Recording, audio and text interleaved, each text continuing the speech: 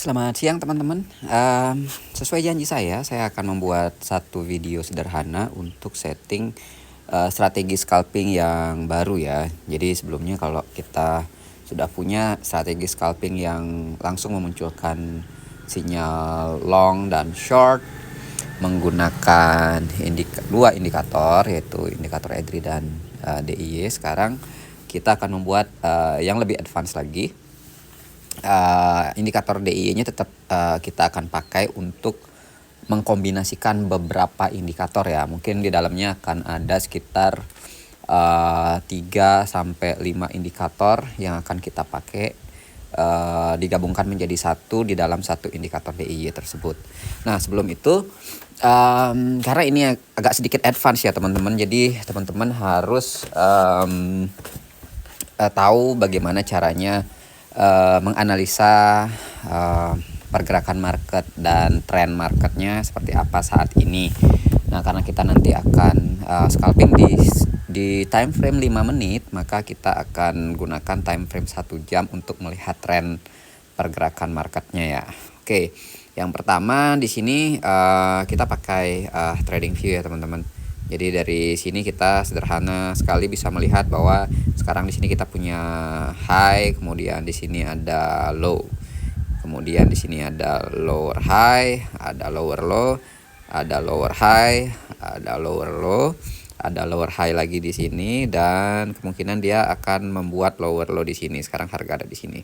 Nah, ini harga sekarang ada di area yang menurut saya area kunci untuk time frame 1 jam ya. Karena apa? Karena di sini kita bisa sepintas melihat area support dan resistennya ada di sini ya. Nah, ini kita bisa tandai aja seperti ini. Oke, kita tandai seperti ini ya. Nah, ini ada area support dan resistannya ya. Ini kalau kita tambahkan lagi garis yang ini ya. Nah, jadi kita punya area lah teman-teman. Nah, ini area kunci untuk time frame 1 jam. Dan tadi kita sudah punya satu informasi bahwa kita sedang di kondisi downtrend ya, karena struktur marketnya terus membuat lower high dan lower low, atau high yang lebih rendah dan low yang lebih rendah dari high dan low sebelumnya. Nah, sekarang harga ada di area kunci ya teman-teman ya, untuk di time frame 1 jam. Jadi di sini kita akan aktifkan indikatornya, yang mana sudah saya setup strategi customnya. Settingan custom ini akan saya share di grup Telegram seperti biasa. Jadi nanti videonya teman-teman bisa lihat di situ custom setupnya ya teman-teman ya. Jadi di sini saya hanya akan membagikan cara menggunakannya saja. Oke, setelah kita tahu market trennya bahwa sekarang sedang bearish, maka nanti kita hanya akan ambil posisi short aja teman-teman dari sini ya. Nah, untuk mengkonfirmasinya kita juga akan menambahkan satu indikator, yaitu indikator Smart Money Concept. Nah, teman-teman bisa pakai indikator mana saja yang merupakan indikator SMC, atau yang ICT juga boleh, yang Inner Circle Traders ya. Selain Smart Money Concept juga bisa. Oke. Nah, sekarang kita akan aktifkan dua indikator tersebut yang udah saya buat, dan ini kita pindah ke time frame 5 menit ya. Oke, di sini cara menggunakannya sederhana teman-teman. Jadi tadi ya di time frame 1 jam ini kita sebenarnya sudah punya tren ya, sudah punya tren bahkan sebelum harga sampai di sini. Nah, jadi tadi kalau kita gambar garis trend line-nya, maka dia akan jadi garis trend line seperti ini. Nah, kurang lebih seperti ini ya garis trend line-nya. Jadi ini garis trend line yang bearish ya teman-teman. Jadi di area ini teman-teman, pas malam ya, semalam ini ada area yang merah ini adalah area fair value gap. Dan di sini ada garis trend line, ada FVG, ada garis trend line, kemudian harga sampai di sini tidak bisa menembus trend line maupun FVG, maka dia menjadi resisten yang kuat ya teman-teman. Kemudian di sini ada break of structure, maka sebenarnya dari jam 10 tadi kita sebenarnya sudah punya informasi bahwa ini siap-siap kita ambil posisi short saja dari sini ya. Jadi kita bisa tandain sebenarnya. Kita bisa tandain dengan garis vertikal seperti ini, bahwa mulai dari sini nanti kita udah mulai bisa short ya teman-teman. Oke. Kita ke time frame 5 menit. Oke, kita ke time frame 5 menit, dan di sini teman-teman bisa lihat di time frame 5 menit ini, di sini sudah ada change of character ya teman-teman. Sudah ada change of character mengarah ke bawah. Jadi ini saya sebut aja bearish change of character. Kita berada di area supply, kemudian di sini ada bearish change of character. Maka sinyal long akan invalid setelah ini teman-teman. Jadi hanya akan ambil posisi short saja. Oke.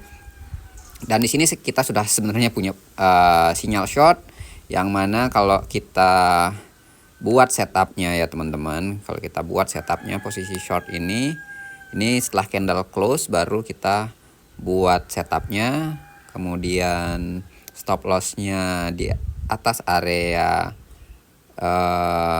supply, kemudian risk and reward rasionya kita buat 1:1,5 ya, karena kita scalping ya, kita ambil pendek aja.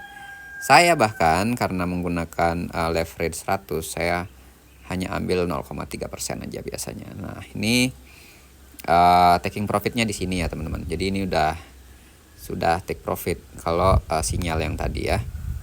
Sinyal yang pertama sudah take profit di sini. Kemudian kita tinggal menunggu. Nah ini kita bisa lihat sebelumnya ada change of character, kemudian di sini ada break of structure, kemudian harga coba lagi retest area imbalance di sini dan area supply di sini ya.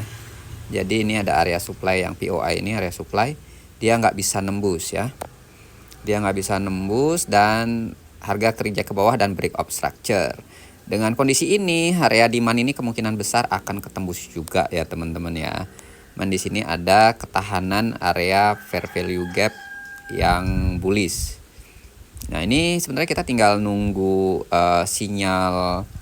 Nah udah bener kan, udah benar terjadi seperti yang barusan saya omongin, bahwa area demand di sini udah ketembus. Ini juga area fair value gapnya udah keisi semua. Ini kalau tembus ya ini udah pasti ke bawah ya teman-teman ya.